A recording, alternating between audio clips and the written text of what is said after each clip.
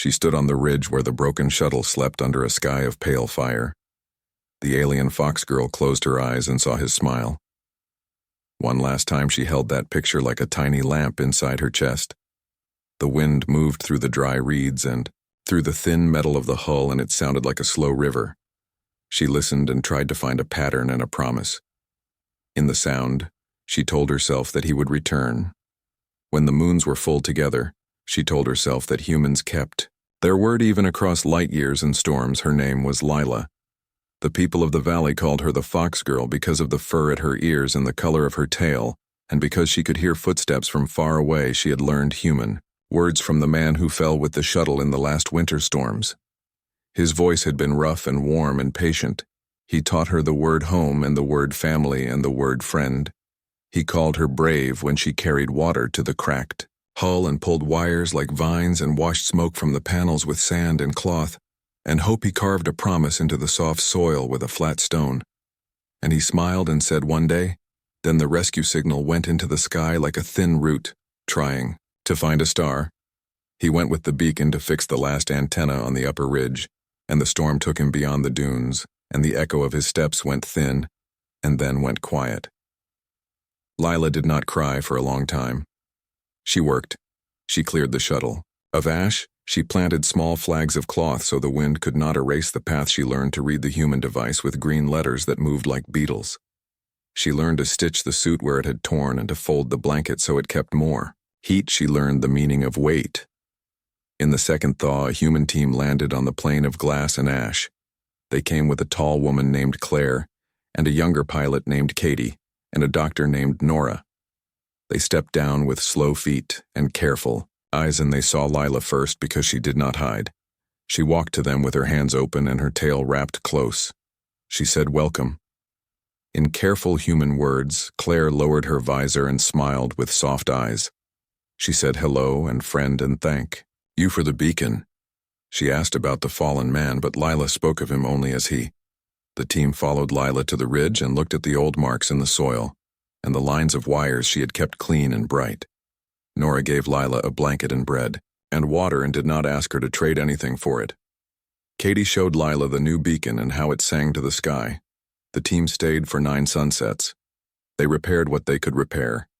They listened to the valley storms and mapped the cold caves that bit into the hills. They taught Lila more words. They laughed when Lila tried the word coffee and did not like it, but smiled anyway because it made her feel human for a moment. In the evening, they sat near the shuttle and told short stories of rivers and tall cities and night baseball on quiet fields where lights hung like small moons. Lila listened and stored each picture in the same place where she kept his smile. On the 10th morning, light broke through cloud like wide ladders. The team had to return to the orbit ship. Claire put her hand on Lila's shoulder and said they would come back with more tools and with news. Lila nodded and pressed her palm to the shuttle hull and felt old warmth in the metal. She did not ask them to stay. She knew the sky pulled at humans the way tide pulls at leaves near a sea. She walked with them to the landing circle and watched their craft rise and turn to the blue dark above the ridge. The craft became a small star, and then nothing, alone again. Lila made a small house beside the shuttle. She used ribs of metal and cloth like skin and rope like vines and sand like mortar. She set the doorway toward the ridge where he had walked in to storm each morning. She stood in that doorway and closed her eyes and saw his smile again. She spoke to the air as if it were a wire to a far room. She told the air what she fixed that day and what she planted and what song the wind made through the reeds. She told the air she was brave. She told the air she would wait. The valley did not care. It froze, it burned, it grew small purple flowers, shape of cups, and the cups filled with dew. Lila drank the dew and felt a bright thread run from her throat to her chest, and it made her strong. She trapped small fish in the stream that ran clear under the glass plane, and she thanked the stream with a handful of bright pebbles. She learned the paths of shadow across the ridge at noon and the way the twin moons pulled silver from the sand. At night still she kept her eyes on the upper path where the storm had swallowed his steps in the third thaw. A caravan from the east came across the plain. They were traders and singers and fixers, and they brought stories in wagons of dust. Among them was a woman named Megan who had seen human cities. Megan wore a scarf bright as a dawn cloud, and she had hands that loved machines. She looked at the shuttle and smiled like a friend she and Lila worked for 7 days. Without rest they opened panels like old books and found pages of wire and stained memory plates and tired fans at night. Megan taught Lila to track a signal by ear and by feel, in the bones near the ear. They built a small dish on a pole that bent like a reed, and it found faint breath from the sky near the end of the week. The dish heard a call like a tired bird far over the sea. The voice was thin but human. Lila felt the sound in her ribs. The voice spoke of a long patrol and a missed window and ice fields. And then, a new plan. The voice did not give a name. It said, keep the fire bright. It said one day. Megan looked at Lila and understood without more words. She tightened the bolts and left the dish with Lila and said, keep listening. The caravan moved on, and the valley went quiet again. Lila listened many nights. The sky was only wind, many mornings.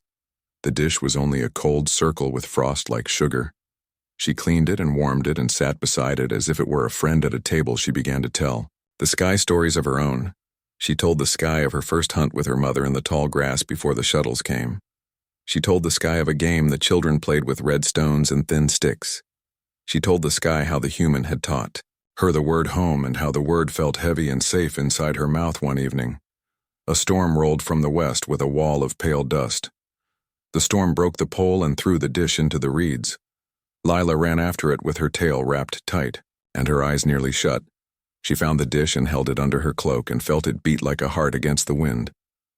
When the storm passed, she set the pole again and bound it with fiber ropes and walks of wire, and she spoke to the wind as if it were a child. Be kind, she said, for him. For me, when spring warmed the stones, a new human craft came down like a slow seed.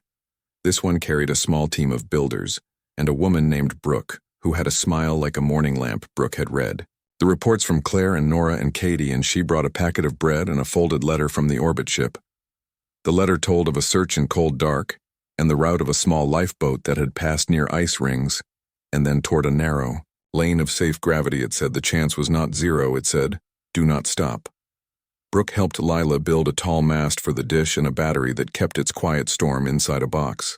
They stayed 3 weeks and drew maps and put small bright markers on the ridge path for any traveler who might come out of fog. Then they lifted to the sky and were gone. The summers turned like pages of a book that never tired. Lila grew taller, and the fur at her ears deepened in color. She moved with a calm rhythm that felt like a song. The valley learned her pace, and she learned the valley. She had friends now among the scattered people. Holly from the South Caves, who traded fruit for wire. Paige from the dune farms, who loved old stories.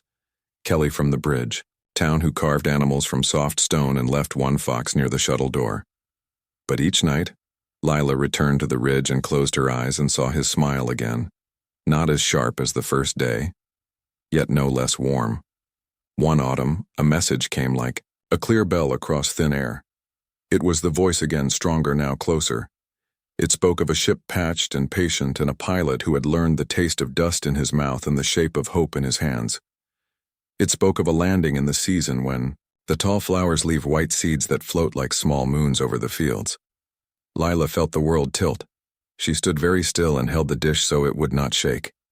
She whispered to the wind that she would be ready. The season came. White seeds floated like slow snow.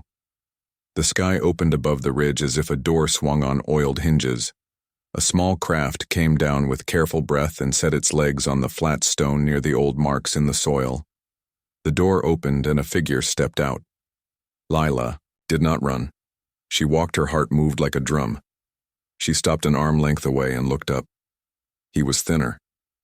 His hair had more ash in it, but the smile was the same. He lifted his hand and then lowered it because he remembered her way. No quick moves, only presence. He said her name in a voice that still held winter. Lila closed her eyes and saw that first smile again. She let the picture pass through her like a soft wave and settle in her bones. She opened her eyes and spoke the word he had taught her long ago. Home. The word rested between them like a small fire.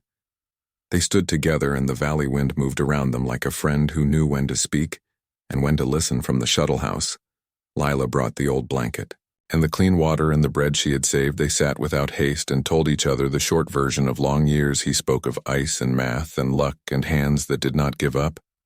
She spoke of storms and masts, aye,